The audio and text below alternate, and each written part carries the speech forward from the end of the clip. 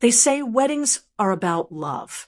Mine, it was about lies, manipulation, and a mother-in-law who thought she could play God. She tried to trap me into her family using the most outrageous lie imaginable, a fake miracle pregnancy. But before I walked down that aisle, I made sure Karma was wearing heels and holding a microphone. Hi, I'm Tessa, and let me tell you a story about the time I almost married a man who wasn't just a walking red flag. He was the entire flag factory. I met Darren at a charity fundraiser for an animal shelter I volunteer at. He was charming, polished, and had this I'm emotionally available but slightly broken look that, unfortunately, used to be my type. He donated $1,000 on the spot, said he loved dogs and his mother more than anything in the world, and asked me out that same night. Looking back, it's embarrassing how quickly I fell for it. But he seemed perfect.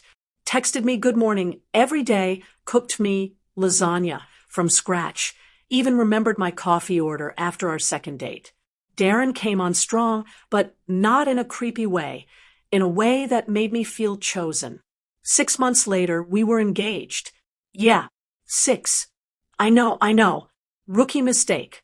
He proposed at the same shelter where we met.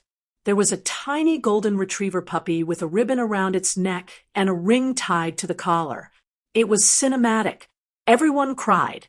I said yes. And just like that, I was supposed to become Mrs. Tessa Hawthorne Mills. That's when things changed. Darren's mom, Valerie, started calling me every single day. She was always sweet, but it was this syrupy kind of sweet that made your teeth hurt. She'd say things like, "You're the daughter I never had. We're going to be so close, you'll see."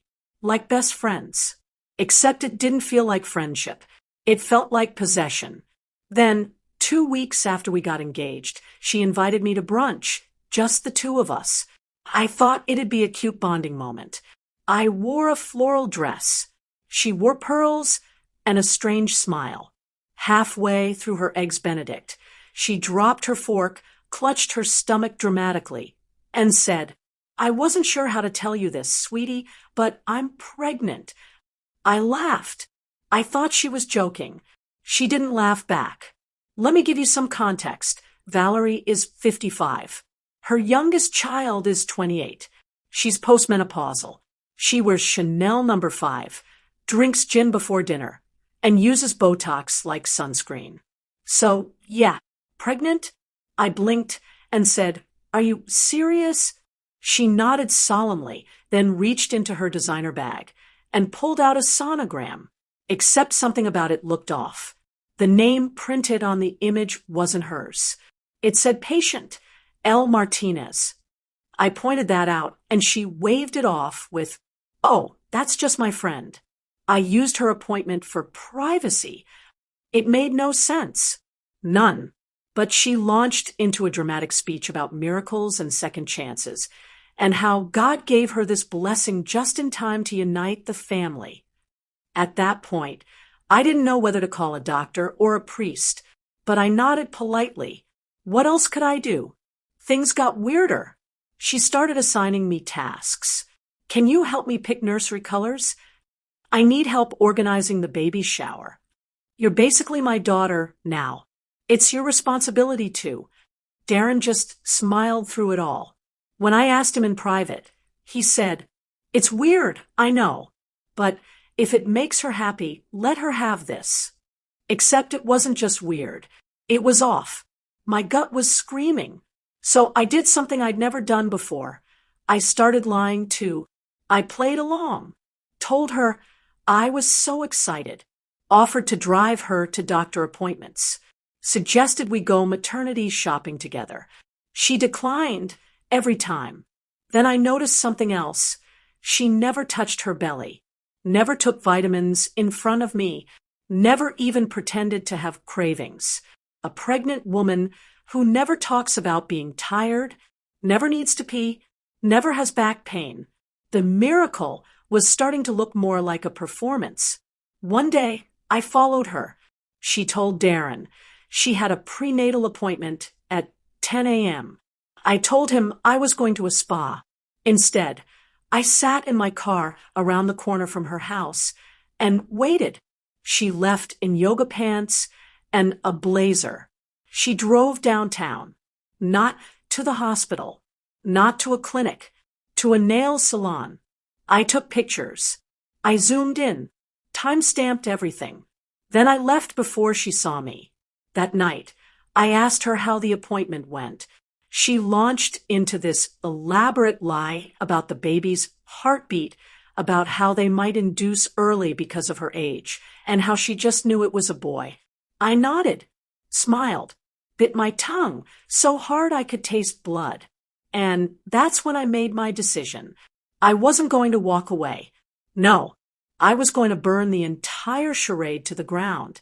Here's where you should know something else. Darren wasn't rich. His family looked rich, acted rich. But after doing some quiet digging, I found out the truth. Darren's father had left them bankrupt after some bad investments. They were holding on to their house by a thread. The only thing that could save them? A joint inheritance from Darren's great aunt. An inheritance that could only be unlocked if Darren got married before turning 30, which he would 2 weeks after our wedding date. Suddenly, things made sense. The urgency, the over-involvement, the pregnancy. It was all a scam, a trap, a glittery, Pinterest-worthy con job. But I wasn't angry. I was inspired. So what did I do? I played the role. To perfection. I cried during wedding dress fittings. I gushed about centerpieces. I smiled in every Instagram post. I even told Darren I wanted his mom in the delivery room for her miracle baby. Privately, I was gathering evidence. I recorded Valerie. I logged her fake stories. I even found the original source of the sonogram she showed me. It was from a Google image search. I printed everything, and I planned the most beautiful, unforgettable wedding any of them had ever seen. Because the truth, they thought they were marrying me into their family, but I was preparing to evict them from mine. And I wasn't just going to leave. I was going to leave with the mic drop. You ever look around and suddenly realize you're not in love, you're being recruited? That's what it felt like. I wasn't just joining a family.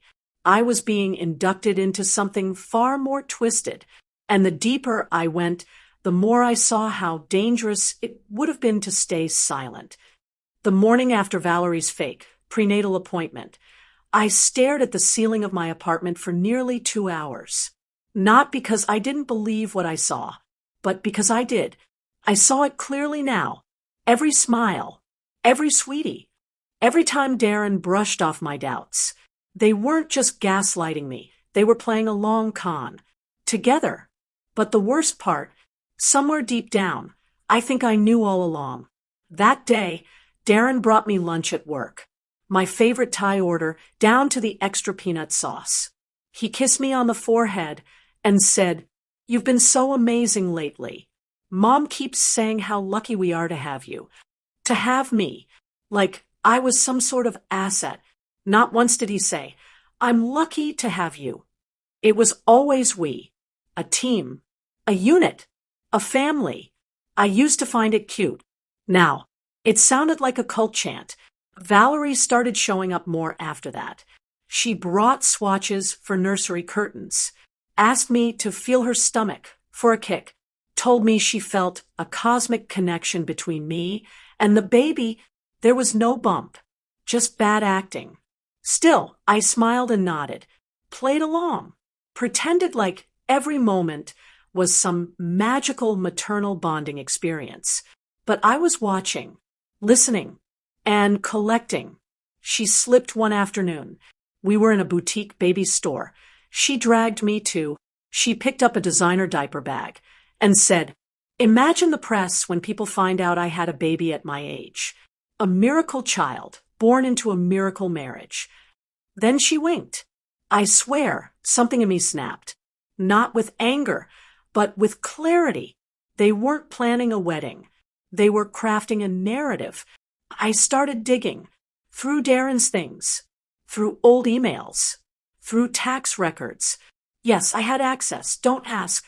Turns out, Darren had been emailing a law firm about a family trust. A trust set up by his great aunt that would release over $1.2 million to the family if Darren married a woman of stable reputation before age 30. That's why he proposed so quickly. That's why his mom was suddenly obsessed with me. It wasn't love. It was strategy. I wasn't a person to them. I was a requirement, a golden key. The pregnancy wasn't about a baby. It was about emotional leverage. Once I married Darren and Valerie, gave birth, I'd feel too guilty, too attached, too invested to leave. They were building walls around me. But what they didn't know, I was already sketching the blueprint to burn it all down. I began recording everything. I bought a small voice recorder and slipped it into my purse. I let Valerie ramble while we shopped for maternity pillows and designer bassinets. Every lie, every slip-up, every contradiction, documented. My best friend, Maya, worked in cybersecurity. She helped me encrypt all my files and back them up. She also said, "Girl, this is next-level Lifetime movie stuff. Are you safe?" I told her I was. I was in control. But honestly, even I didn't know how much darker it would get. Darren's older sister, Lauren, flew in for our engagement dinner. She lived in Oregon and hadn't seen Darren in over a year. She was smart, real smart, the kind of woman who always noticed the little things, like when someone changes their shampoo or lies with a straight face. I liked her immediately. Over drinks, she pulled me aside and said, "Does Mom really think she's pregnant?" I blinked. "You don't believe her?" She snorted. "I was there when she got her tubes tied. 20 years ago. She's delusional." Boom. Confirmation. I asked her if she thought Darren believed it. Her eyes narrowed. "Oh, he knows. He's just invested." That word again. A week before the wedding, Darren and I sat with the officiant to go over vows. I remember looking at his face as he recited his draft. He said things like, "I choose you for our family.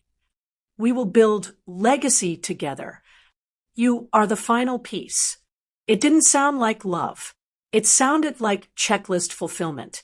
That night, I told him I was feeling overwhelmed, that I needed space for one night to write my own vows in peace. He said he understood. I kissed him goodbye and drove to a hotel, not to relax, but to plan the final act. The next morning, I woke up early, refreshed and focused. It was like I had finally shed the last layer of delusion. Maya helped me create a backup folder online with every shred of evidence. Valerie's fake sonogram, voice recordings of her lies, Darren's emails to the lawyers, screenshots of texts between him and Valerie. Then I wrote a monologue, a wedding speech, but not the one anyone expected. And I started making a guest list, not of friends and family, but of witnesses. I invited Darren's ex-girlfriend, the one he totally never talks to anymore, Valerie's estranged sister, the one she claimed was a jealous lunatic, 2 reporters from a small wedding blog who specialized in wedding drama, and Maya, front row, with her phone ready to live stream. I chose the venue. I approved every detail, and I ordered a custom backdrop for the altar with gold foil text that read, "True love," or "True lies." No one questioned it. They thought I was being artsy. Let them think. The day before the wedding, Valerie handed me a small box. "You're something borrowed," she said, smiling. Inside was a pearl hair comb. It belonged to Darren's grandmother. She wore it when she married into our family. And now you'll do the same. I looked up at her and said, "Thank you. I'm honored to join your family." And I meant it, but not in the way she thought. It's strange how quiet the world gets the night before you blow it all up. I stared at my gown, at the centerpieces, at the perfectly arranged chairs. They had no idea what tomorrow would be. And for the first time in weeks, I smiled without faking it. Weddings are supposed to be about love and forever. Mine was about receipts and revenge. I didn't walk down the aisle to say, I do. I walked it to say, I know. And when I looked him in the eye at the altar, I wasn't promising my life. I was holding up a mirror to theirs. The morning of the wedding, I woke up early, not out of excitement, not nerves, just clarity. Everything was in place. I had the files backed up on multiple drives. Maya had copies. The wedding bloggers confirmed they'd be covering the ceremony. The videographer I hired, actually Maya's friend, a documentarian who specialized in exposés. No one suspected a thing. Valerie texted at 6:42 a.m. Happy wedding day, my sweet girl. Today, you officially become one of us. Love you always. Oh, Valerie, if only you knew how very official it was about to get. The venue was stunning, an open garden with white arches, floating lanterns, and flower arrangements that probably cost more than my first car. Everything looked like a fairy tale, but underneath, it was a crime scene about to go public. By 9 a.m., I was getting my makeup done. My hair was curled, my skin glowing, and my dress, an ivory silk masterpiece, was zipped up and flawless. I looked like the happiest bride in the world. And why wouldn't I? I was about to serve justice in heels and satin. The guests started arriving by 10:30. I watched through the dressing suite window as Valerie floated around like the Queen of England, greeting guests and faking maternal warmth. She even cradled her imaginary bump a few times for effect. I watched Darren too. He looked sharp, confident, and completely unaware that today wouldn't end with a honeymoon, but a humiliation. I had planned it all down to the second. At 11:55 a.m., the ceremony would begin. At 12:08, I'd walk down the aisle. At 12:13, we'd begin the vows. And at 12:17, I would drop the truth like a grenade into a champagne glass. 5 minutes before the ceremony, Maya entered the bridal suite. She handed me a phone with our backup folder queued up. One click, and the truth would go live. You ready for this? She asked. I looked at myself in the mirror. No tears. No doubt. Just resolve. Let's ruin a legacy. The music started. The doors opened. The guests stood. I took a breath, looped my arm through my uncle's, and started walking. Every step echoed. Every eye was on me. And all I could think was, you people have no idea what's coming. Darren looked emotional, his lip trembling, hands slightly shaking. Valerie looked proud, smug, hand over her belly, like she was carrying the royal heir. I reached the altar, smiled, took Darren's hands in mine. And then it began. The officiant said his part. We reached the vows. Darren insisted on going first. Tessa, he began, voice cracking with emotion, from the moment I met you, I knew you were the one. You complete me, and you complete this family. He droned on about love and destiny, but I was barely listening, because I was watching Valerie. She was nodding proudly, dabbing her eyes with a tissue, and whispering to herself, this is it. This is the moment. Oh, honey, it really was. Then it was my turn. I took the mic, held Darren's hand, looked into his eyes, and smiled. Darren, Valerie, everyone here. I paused. Today, I stand before you not just as a bride, but as a woman who's learned the difference between love and manipulation. Darren's smile twitched. You see, love is honest. Love doesn't lie about pregnancies. Love doesn't pressure you into marriages for money. Love doesn't treat people like pawns. Now he looked confused. Valerie's eyes narrowed. So today, I won't be reading vows. I'll be reading evidence. Gasps rippled through the crowd. Valerie stood up. Tessa, what are you doing? Oh, just walking everyone through the timeline of your lies. I pulled the phone from my bouquet and tapped the screen. Behind us, the screen that was supposed to show wedding photos lit up. And instead, it showed emails, voice recordings, the sonogram with L. Martinez clearly labeled, and finally, a video of Valerie entering the nail salon on the day of her prenatal appointment. The audience erupted. Darren grabbed the mic. "Tessa, stop this right now. This isn't the time or place." "Oh, but it's exactly the time and place. In fact, it's the only place." Then I turned to the crowd. This family tried to trap me, manipulate me, use me. Valerie pretended to be pregnant to guilt me into staying. Darren planned to marry me just in time to unlock a $1.2 million inheritance. I held up the final card, the trust document. I was never the bride. I was the business transaction. Valerie screamed, literally screamed. Darren lunged forward. Security stepped in. Maya filmed everything. So did several guests. The wedding bloggers, already tweeting. One yelled, "Is this real? Is this staged?" "It's very real," I said, "and very documented." I turned back to Darren.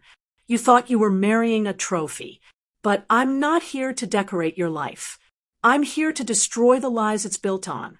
Then I took off my engagement ring, dropped it at his feet, and walked away. The guests were stunned. Some clapped. Some just sat there, mouths wide open. Valerie was sobbing now, begging someone, anyone, to believe her. But the show was over. I walked straight out of that venue and into a waiting car. Inside, Maya was waiting with champagne. "Well," she said, "you just became legend." "Correction," I said, "I just became free." Later that day, the videos went viral. The bloggers wrote a story titled, "Wedding or War? Bride exposes groom and his mother in viral ceremony meltdown." Comments flooded in. "She's my hero." The power, the poise, the delivery, iconic. This gives Runaway Bride a whole new meaning. And Darren? He tried to spin it, told people I overreacted. Valerie claimed I faked everything. But public opinion? Not in their favor. The law firm dropped them. The inheritance? Frozen indefinitely pending fraud investigation. I didn't just ruin their wedding. I wrecked their plan. Some weddings end with rings. Mine ended with receipts. And honestly, I've never worn white so well. They thought the worst that could happen was embarrassment. What they didn't count on was the internet. And once the truth went live, there was no stopping it. This wasn't just a ruined wedding. It was a reckoning. I didn't go home after the wedding. I went straight to Maya's apartment, tossed my heels off, curled up on her couch, and watched as my life exploded on every screen we owned. Within 2 hours, the video of my altar expose had over 300,000 views on TikTok alone. By sundown, Twitter, or X now, whatever, had turned me into a hashtag. Hashtag bride with receipts. The screenshots, the emails, the fake sonogram. All of it was being analyzed like it was a crime documentary. And honestly, it kind of was. Valerie tried damage control first. She went on Facebook Live later that night, in her bathrobe, looking like she'd been dragged through a hurricane of humiliation. She sniffled her way through a 10-minute denial. It was just a misunderstanding. I never said I was pregnant. Not really. It was all metaphorical, like pregnant with hope. And Tessa twisted it, for views. Oh, Valerie, pregnant with hope? The comments tore her apart. Sis wore a fake bump and called it poetry. Nah. Imagine faking a baby to trap your future daughter-in-law. What in the cultic family reunion is this? Girl, you're not getting that inheritance or a grandchild. Bye. She deleted the video within hours. But you know how the internet works. It was already screen recorded, memed, and repurposed with trap music. Darren, of course, followed up with his own statement. A clean-cut video of him sitting in what looked like a rented office, trying to appear calm. I loved Tessa. I still do. But I think what she did was cruel. Publicly shaming a family like that on our wedding day. It wasn't fair. He left the comments open. Big mistake. Bro, your mom faked a fetus.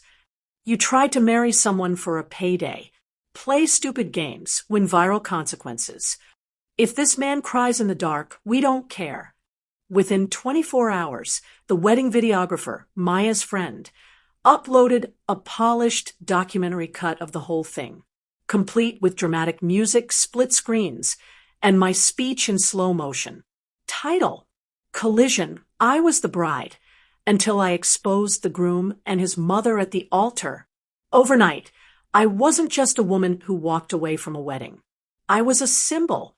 Think pieces were written about me. A psychologist on YouTube made a 20-minute reaction video titled Gaslighting, Control, and the Cult of Family, Why Tessa Was Right. And my inbox flooded. Women from all over the world were messaging me. Thank you. You gave me courage. I stayed in a toxic engagement for 3 years.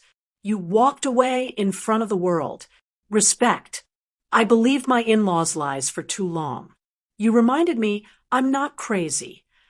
I didn't cry. I didn't laugh. I just sat there, holding Maya's hand, thinking they tried to break me, and I became unbreakable. But not everything was digital applause. There were real-world consequences, too. Valerie's younger sister, the one she hadn't spoken to in years, sent me a message. Thank you. You don't know me, but I've lived through Valerie's manipulations my whole life. I always knew she'd crash eventually. You just lit the fuse. The trust fund? Frozen. Apparently, lying to fulfill a marriage clause and faking a pregnancy for financial gain set off some legal red flags. The family attorney resigned from representing them after the video went public. I heard Darren had to move back into his mother's house after his job, reevaluated his position due to the reputational risk. Irony? His office had a family first motto painted on the break room wall. Poetic justice. I avoided the media for the first week. I needed time. Not to grieve, but to breathe. I went off-grid for 48 hours. No phone. No internet. Just me, a cabin Maya found, and a notebook. I wrote everything. Not just what happened, but what almost happened. Because the scariest part wasn't what they did. It was how close I came to giving up my instincts for their approval. I almost walked into that marriage. I almost stayed quiet. On day 3, I checked my phone again. I had voicemails from producers, talk shows, podcasters, but one message stood out. It was from Lauren, Darren's older sister. Tessa, I'm sorry. I knew Mom was dangerous, but I didn't know how far she'd go. You did the right thing. And honestly, you saved me from ever getting pulled back into her world. That one made me cry, because despite all the drama, that's what mattered most. I didn't just escape a toxic man and his manipulative mother. I escaped a future where I'd constantly question my worth, my reality, and my sanity. Some people walk away from weddings in shame. I walked away in triumph, because silence protects abusers. But truth sets you on fire and leaves the ash behind as armor. I went on one podcast, just one. Maya co-hosted. We called the episode The Wedding That Wasn't, and Why I'm Glad It Failed. I told my story in my words. No sound bites. No drama edits. Just truth. It hit over 2 million streams in 3 days. Brands started reaching out. I politely declined the revenge perfume deal, but I did accept one offer. A publisher asked me to write a memoir, and so I did. Title, backhand index pointing, right? I do. Not.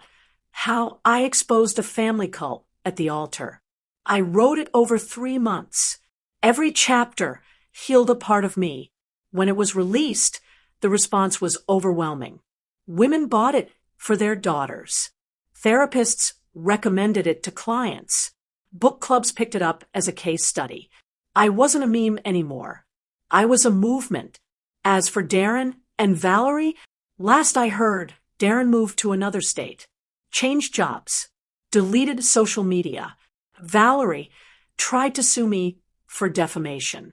Her case was thrown out because truth, as my lawyer said, is the ultimate defense. When you walk away from toxicity, you don't just escape a person. You reclaim every version of yourself you would have lost by staying. Some stories end with a bang, some with silence, but the best endings, they echo through people, through generations, through the lies that finally meet their truth. 6 months had passed since the wedding that wasn't. The book was out. The podcast had gone global. I had spoken on a women's panel in New York and gotten a standing ovation from a crowd full of strangers who saw me not as the girl who was left at the altar, but as the woman who walked away before she could be trapped. And yet, there was still something lingering. Not regret, not sadness, curiosity. You see, there was one thing that never added up. One question that tugged at me when I should have been sleeping peacefully at night. Why did Valerie target me so specifically? It couldn't have just been about the inheritance. She had influence, money, connections. Darren was handsome, sure, but he wasn't irreplaceable.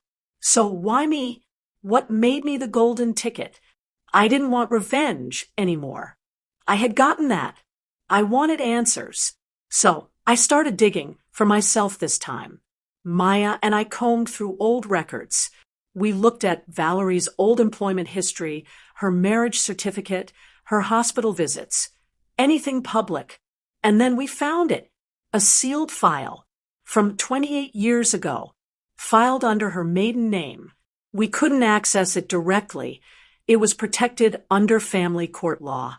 But what we did find was a newspaper clipping, just one, a legal notice, barely 3 lines long.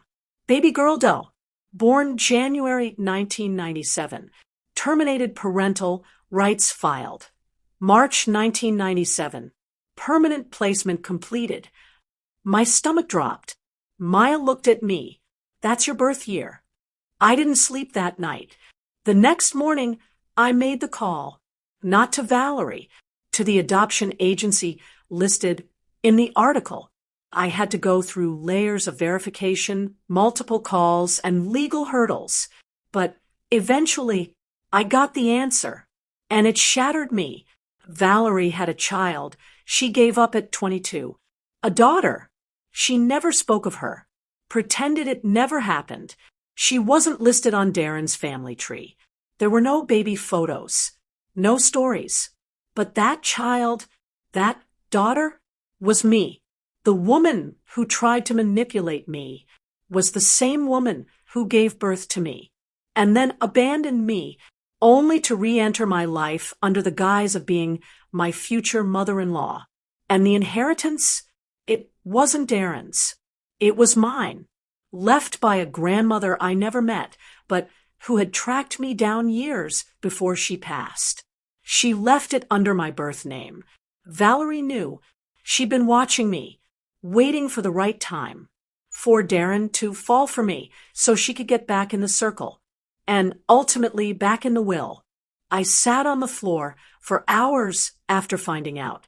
No tears, just the numb realization that the story I thought I'd closed had a final chapter one never expected. She didn't just try to trap me into her family. I had always been a part of it. She was trying to erase the past by forcing a future she could control. I confronted her, not with cameras, not with a mic, just a visit to her house, unannounced. She opened the door, saw me, and froze. "What do you want?" she asked. "I want to know why." I said, "Why did you give me up and then try to marry me into your family years later?" Her face paled. You weren't supposed to find that. Too bad. I did. She didn't deny it, didn't scream. She just sat down and whispered. Because I was ashamed. And because I thought, if Darren married you, it would all come full circle. I could rewrite everything. It wasn't an apology. It wasn't even remorse. It was desperation, a woman trying to fix the hole in her life with duct tape and deception. I left that house for the last time. No revenge speech. No dramatic exit. Just silence. Healing isn't always loud. Sometimes it's walking away from people who will never understand the damage they caused, and still refusing to carry it. I filed paperwork to reclaim my birth name, legally updated the will, and donated part of the inheritance to an organization that supports young women aging out of foster care. Because I had been one of them, and I had survived. I spoke about the discovery publicly once, in the final chapter of my audiobook, not for views, not for scandal, but because some truths deserve daylight, even if they sting. My biological mother tried to destroy me to save herself, but what she didn't realize was that I didn't need saving. I needed freedom, and I gave it to myself. Valerie eventually moved away. Darren? I don't know where he is, and I don't care. I don't need an ending for them, because I wrote one for myself.